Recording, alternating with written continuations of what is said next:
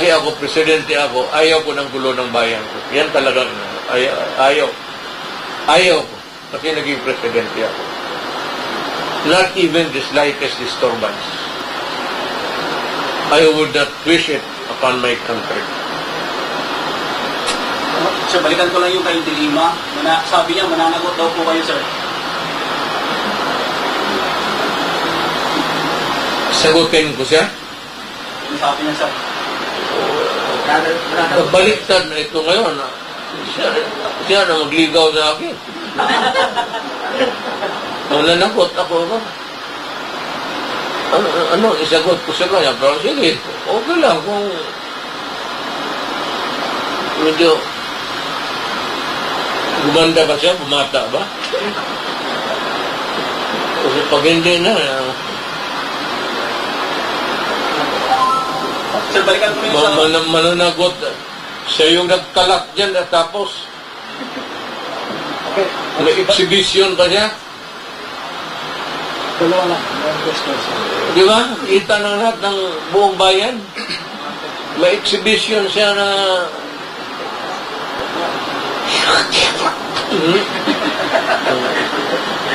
believe ako po tayo na.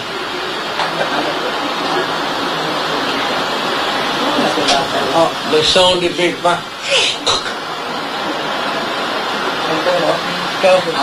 Sir, recently, Vice President Sara posted and Patay, one nga, ito si going back to Dilima. Dilima, baski anong gawin mo? Baski anong gawin mo? Baski anong dasal niya? Magpalansya sa krus. Yung ginawa niya, she has shamed for generations to come. Yung magdadala ng pangalan niya. Nandyan pa yan niya, puro delikadesa, wala na lang, wala naman ito, pati ako talaga. Ayaw ko. Kasi, alam mo, may mga anak rin akong babae, nanay ko. Pero, tapos ka na sa huwag kang sumobra kasi lumabas yun uli, lalo ka ng babaon. Do not tempt the gods. Find your peace where you are now.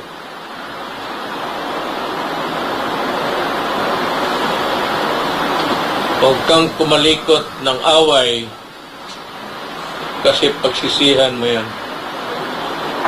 Anong babawiin mo sa akin?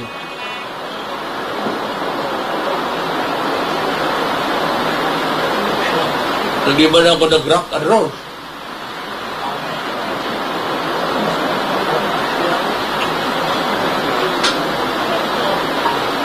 Okay? Sige. Sir, recently, Vice President posted po and confirming that the three Dutertes will run for a senator in this upcoming 2022 elections. For the record, how true po? Yan, tatlong presidente. Mabuti ito, nandito tayo sa Tacloban, dito natin malaman ang totoo. Nawala ang kagainday. Sus, Mariusod nito. I-jamming kanya na gusto. Wala naman, pag balabag yung mga tanong, ito, si ano, sagutin ka ng balabag niyan. So, kung makikita dito, tatay pati dalawang anak, magtakbo ng... So it's not true. Ano ba? Ma'am, auntie, hindi na ako bubalik ng politika. Tapos na po ako. Laos na ako. Wala na akong panggastos, wala na lahat. Ang naiwan sa akin siguro yabang. Hindi naman ako galit. Wala akong galit. Si Diling walang may galit sa akin. Akala niya ako yung, ano ba Pero wala dyan kay Inday. Alam mo si Inday, pag saan ka nakikita ito magsabi, tatay pa dito, dalawang anak magtakbo ng Senado. Ano gawin namin sa Senate? But, palagay natin, tatakbo kayo, manalo kami. Magharapan kami ng ama doon sa Senate. Ano gawin namin doon? O anak, buto tayo dito ha, itong ano na ito. Ikaw, ayaw ko, kontra ko dyan pa ha. Loko na. Kung mo wala kay Inday, huwag kayong kumagat kay Inday kasi yan si Inday, ano yan. Kagayag ko na yan.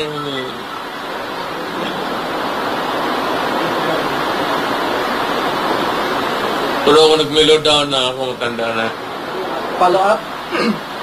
May follow up ka, wala pa, di ba? Or, okay ka na? Si pa naman, News FM. Former President, atin po ba kayo sa zona ni Vice President Sara? Again, medyo... Atin po ba kayo sa zona ni Vice President? Hindi ko nga alam yung imbitado. I am not even sure if I'll be allowed to go around building yan. Tabuhin ka ng security. No, iniwan ako na-imbita noon. So, I do not expect to be invited. Baka hindi ako karabat-dapat nandoon. Follow up. Wala. President Duterte, yung I do not expect to be Presidente, na-mention niyo po sa inyong mga speech na kailangan na po natin i-revise yung Constitution. But right now na sa Marcos administration, yung ano mo, parang nag-iba na ayaw mo na. Yung ano mo po dito. Well, at that time, iba yung motivation ko. Itong sanang Congress, tama yung Parliament para mas madali. Pero kasi itong kanila, I suspect, kaya ako at this time I'm raising the red flag, itong term extension na one term only. Yan lang ang i-resign nila. Mag-charter change. Wala yan charter change. Mag-charter change, pero yun lang, one sentence lang. Pagkatapos yan, tapos na yung constitutional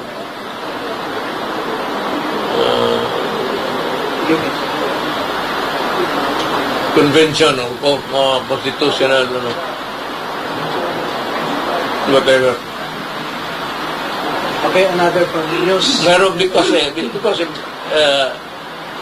somebody, I suppose that somebody is interested.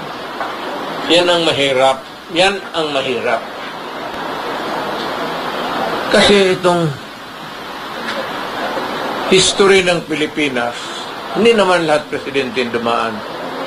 Pero may ibang dumaan presidente na pag nakaupo dyan, gusto nila na hanggang habang buhay na. Demokrasya to eh. Ang demokrasya needs changes. Para iba-ibang leader, Ilocano, Waray, Ilonggo, Muslim, Bisaya, ganoon ang ano ng konstitusyon. Hindi po suluhuin mo lang isang pamilya. The Constitution guarantees equality.